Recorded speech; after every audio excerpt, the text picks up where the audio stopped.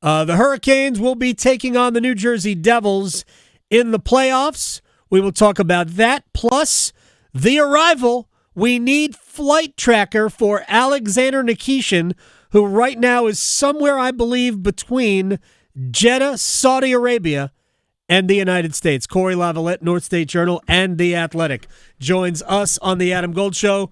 Do you have FlightAware, Flight Tracker, Nikishin Flight Tracker loaded already into your replacement computer? No, no. I think if we could wait, 3 years or whatever it's been since people have really been fired up about this, I think we can wait. We can wait another day or so. So this is the question I got from people, and I answered, but you may know this better than I anyway, because Ivan Demidov played for the same team, and he's already played 2 games for Montreal. I watched them both. I thought he had some really good moments and some moments that would, I think would make coaches go, man, we got to be better than that. And that's understandable with young forwards who are, goal scoring first. Heck, it happens with older forwards. But the difference here is the fact that he was going directly to Canada, and Canada's got an embassy in Russia, whereas the United States right now does not.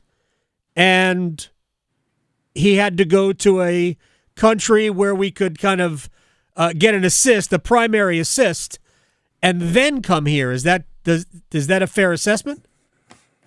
Well, he couldn't get his Canadian visa until he got his American visa. Right. So the hope was, get your American visa in another country, which ended up apparently being Turkey, because he was in Istanbul. I know that. Having ice cream. Yeah.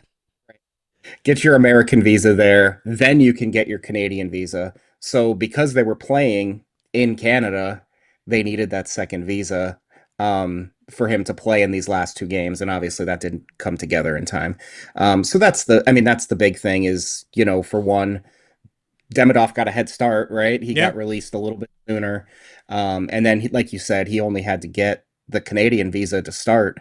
So once you get that, you can come over and you're good to go. Right. Nikishin had a lot more steps. Yeah, and Demidov didn't have to leave the country because again, Right. Canada has an embassy in Russia. All right, so what is the plan for Alexander Nikishin from where you would sit if you were making these decisions? Is it go play? There are 2 games tomorrow and Saturday for the Chicago Wolves. Would you send him? Because Derek Tulsky told me last Monday, when a lot of things were signed and sealed, at least in terms of the contract, that if we couldn't get him in an NHL game, they would send him to Chicago to play. Does that seem like a good idea to have him play, if he could get here, tomorrow and or Saturday?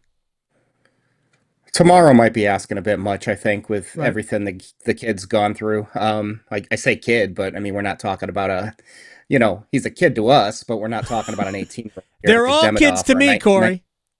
Me too. Yeah. The head coach is a kid to me. That hurts. Yeah. So, I mean, I think tomorrow might be, I guess you could do that. But it might be better to just, give him another day, let him get acclimated and maybe see if they can get him in that final Chicago Wolves game. Though, do you determine it's better for him to join the Hurricanes here and practice? Right. And let the people who are going to really make the decisions get a look at you in person. With that said, Eric Tulsky basically said we need to, you can't win it. You can't not take someone's job away in practice is the way he put it. So can you take somebody's job away by playing in the AHL? I don't know. Maybe. Who would be the candidate to sit if Alexander Nikishin drew into a playoff game? It's a tough one, right? Because everybody you look at as a possibility gives you something that you want. Shane Gostisbehere runs your first power play. Now, the power play hasn't been great. So is that an option? But if you do that, who's running your first power play? Is Brent Burns running your first power play? Well, that hasn't gone so great either. Or is Alexander Nikishin running your first power play? Yeah, right. That might. And then, I think Dmitry Orlov comes up on a lot of people's radar.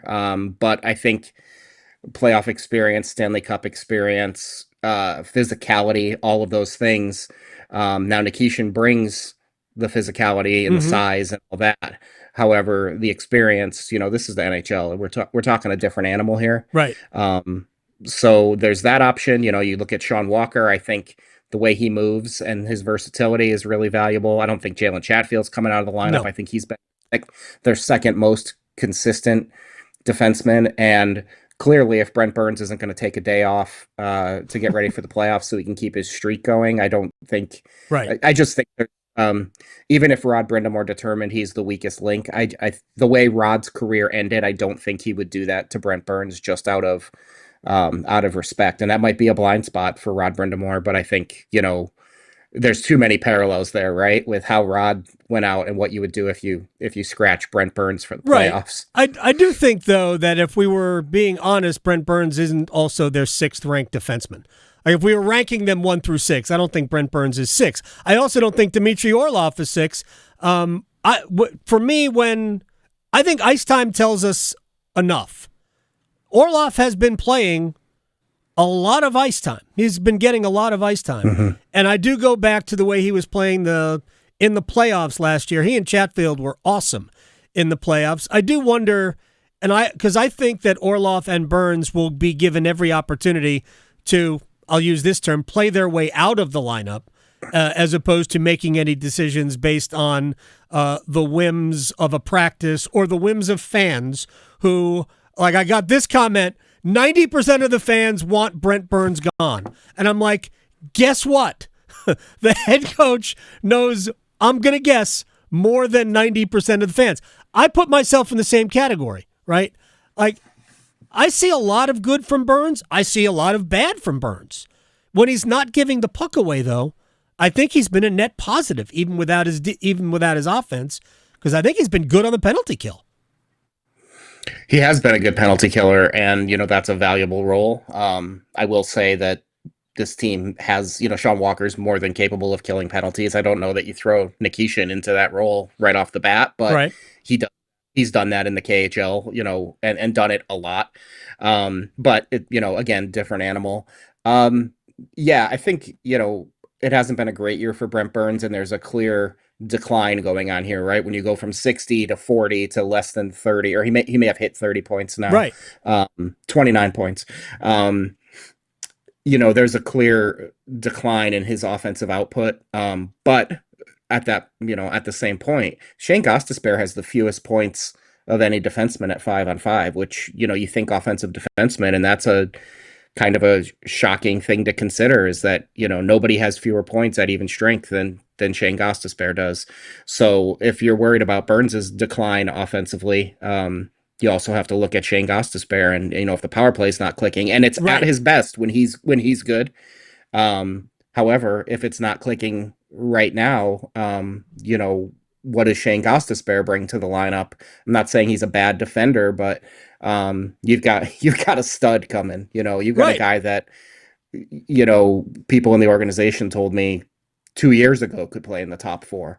So I mean, this is a tough one. You would love to get him weeks before the end of the season and see what you got. As I have told as many people who care, if Nikishin were to draw in, to your not you, but their chagrin, it would not be at the expense of Burns. If they just put him in the lineup, it would be the expense of somebody else.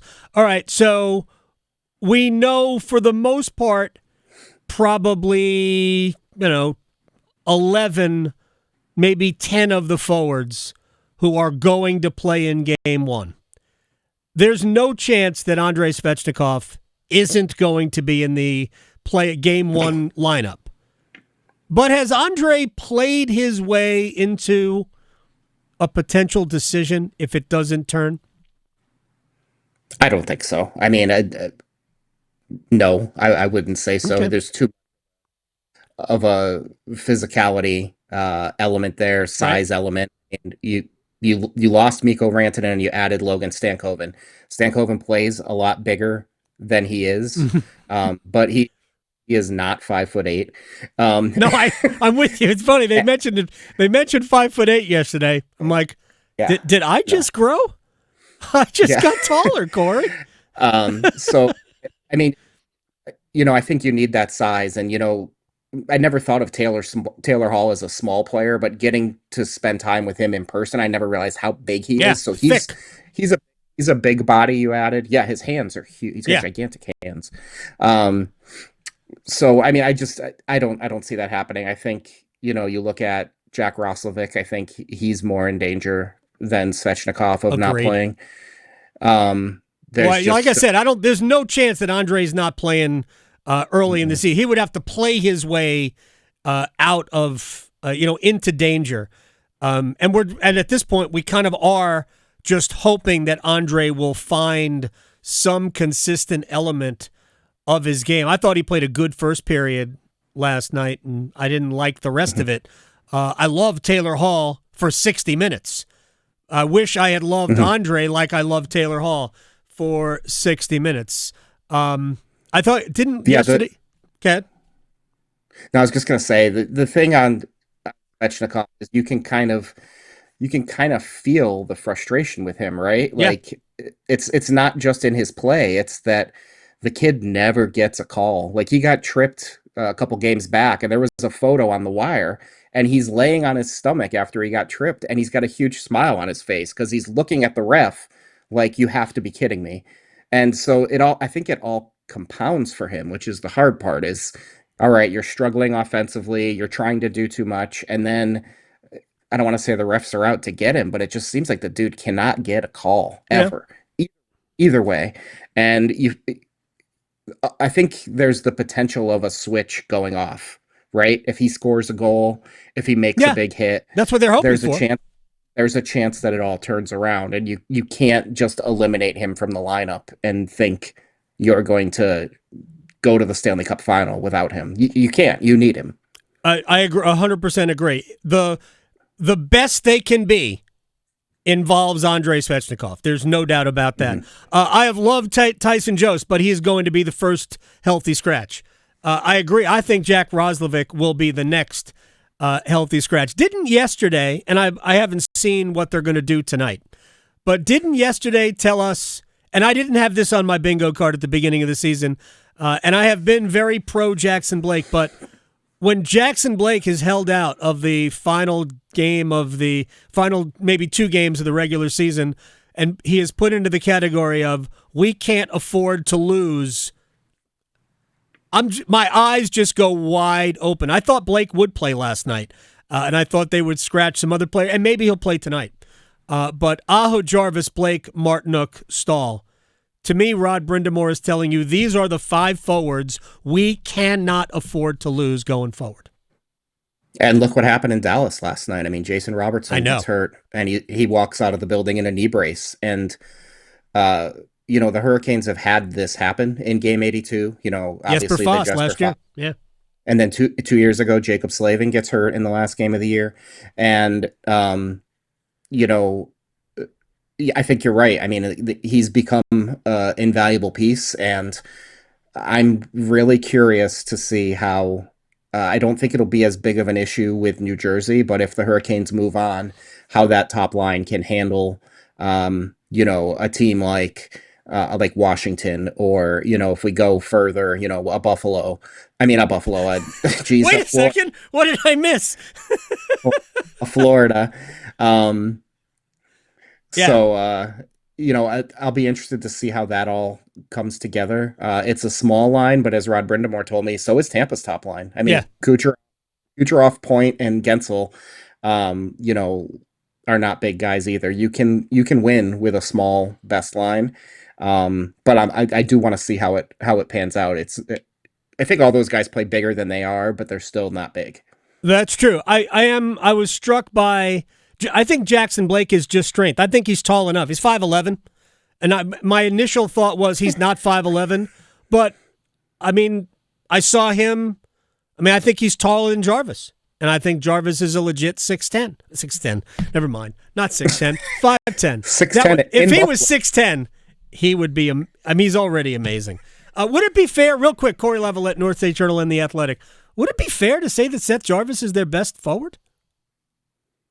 I mean, I think, yeah. I mean, I don't think Sebastian Aho has had a particularly great year.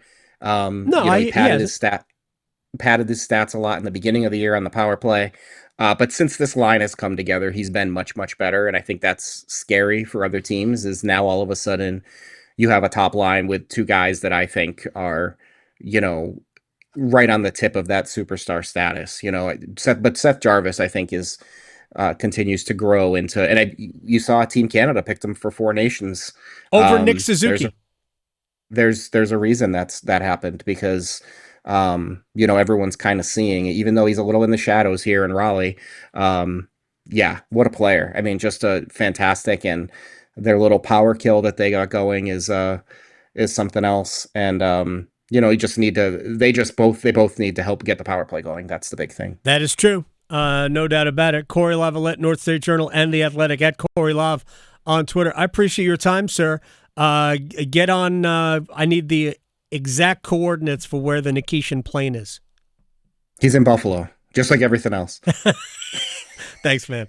Take care. Cory Lavalette. Sure thing. I'll talk to you later.